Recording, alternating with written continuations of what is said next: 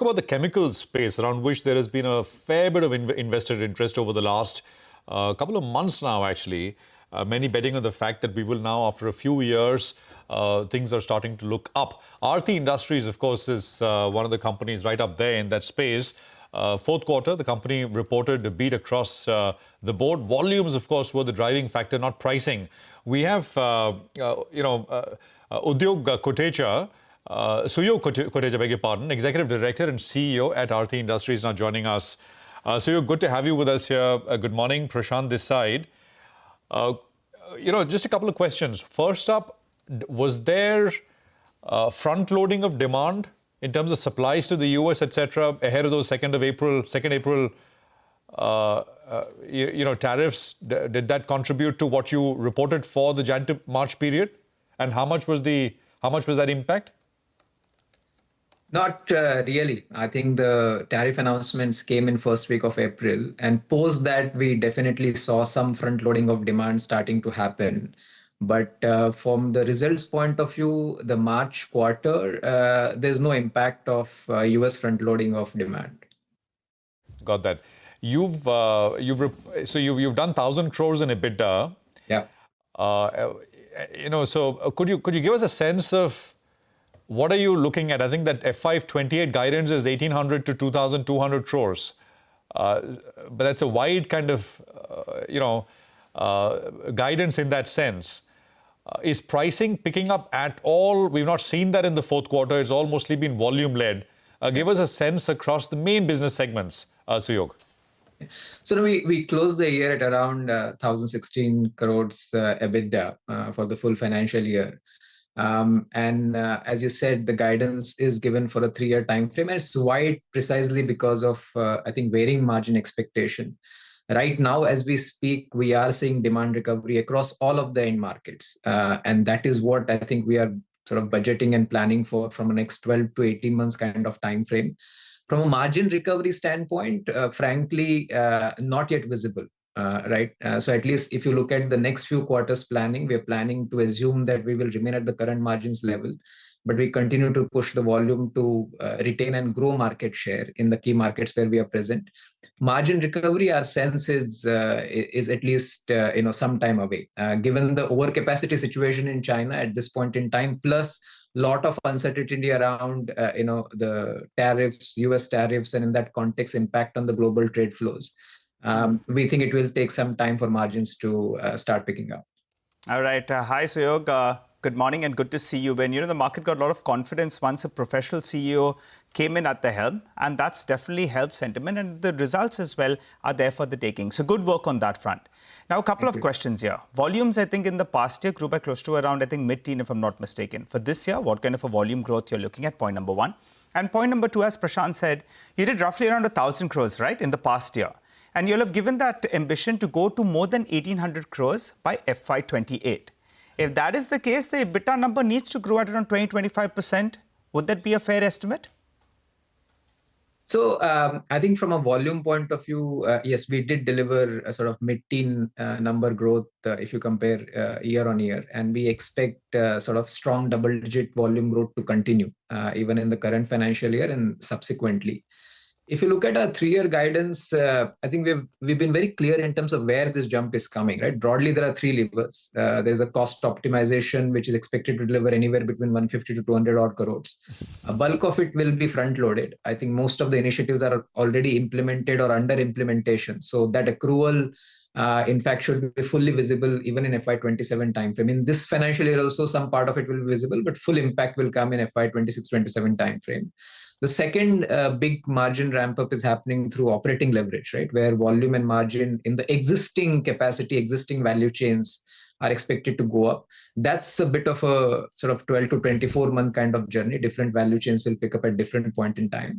And the remaining 350 to 500 odd crores of EBITDA growth was expected to come from the new capexes, which will get commissioned, which will start to get commissioned during this financial year, but the full impact of it will be visible starting from next financial year.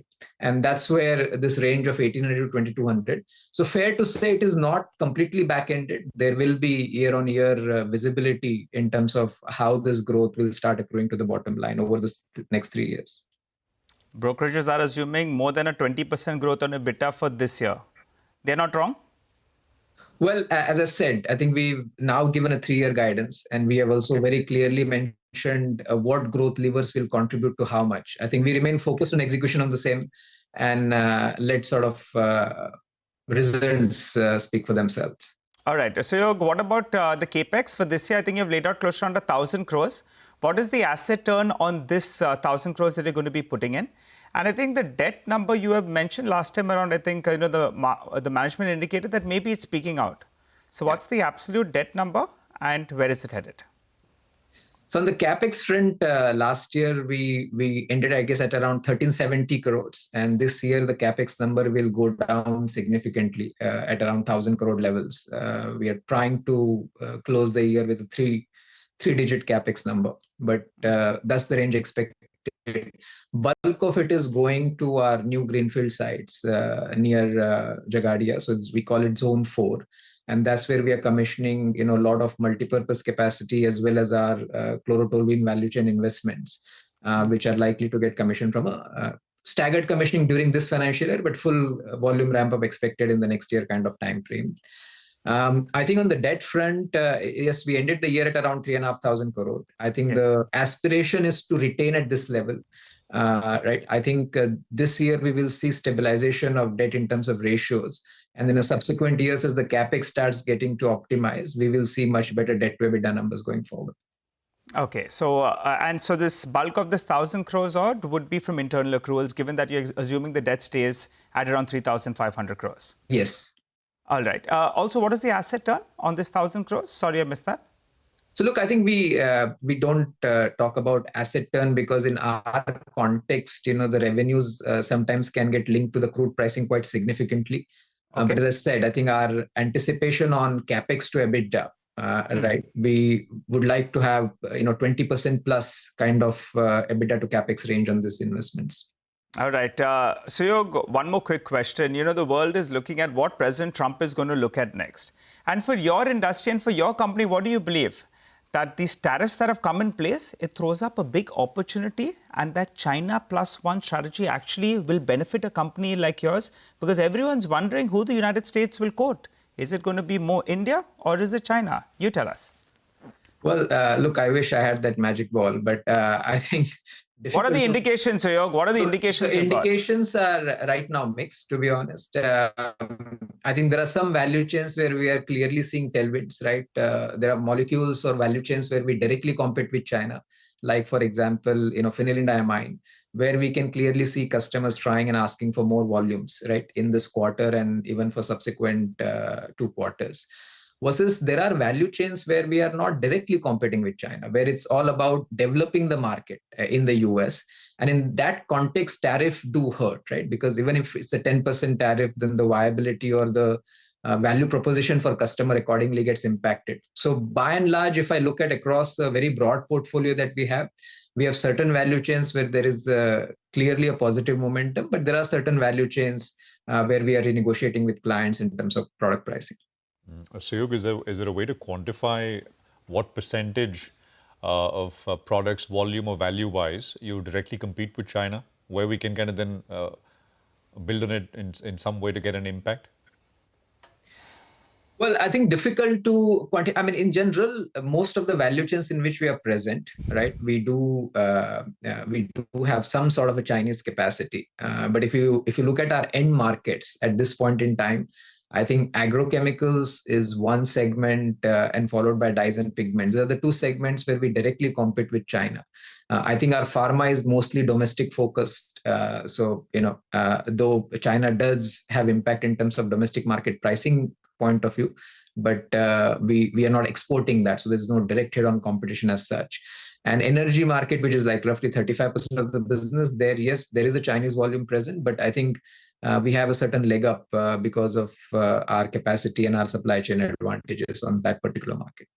And generally, the broad expectation is that dyes and pigments, you perhaps gain some share over a period of time. I mean, if Chinese tariffs are much higher, as they're expected to be at a steady state level compared to us. So there is some relative advantage, share gains, perhaps. Yes, I think also that's one end market where there's a domestic consolidation happening. Domestic player is acquiring sort of global, has already acquired actually a global player. So in that context, we are expecting a lot of consolidation of the demand from India, and that should benefit us. Just very quickly, your working capital days has well improved in the past year, I think. Could you tell us, is there further improvement possible from here? And can you hold on to last year's performance? I think we're pushing in that direction. So I think one of the target for the management this year is to further optimize working capital. And in that context, especially where we are importing raw material, I think we're trying to take certain initiatives to sort of increase the days payables over there, and in that context, optimize overall working capital. So working capital days, I think, came down to around 62 in the past year? Yeah. We'll hold around here. That's the objective, yes. Suyog, it's been good speaking to you. Thanks a lot for joining in. We'll hold you at some of these numbers, but appreciate you joining in and filling us in with all of that. Well, that was Aarti Industries. By the way,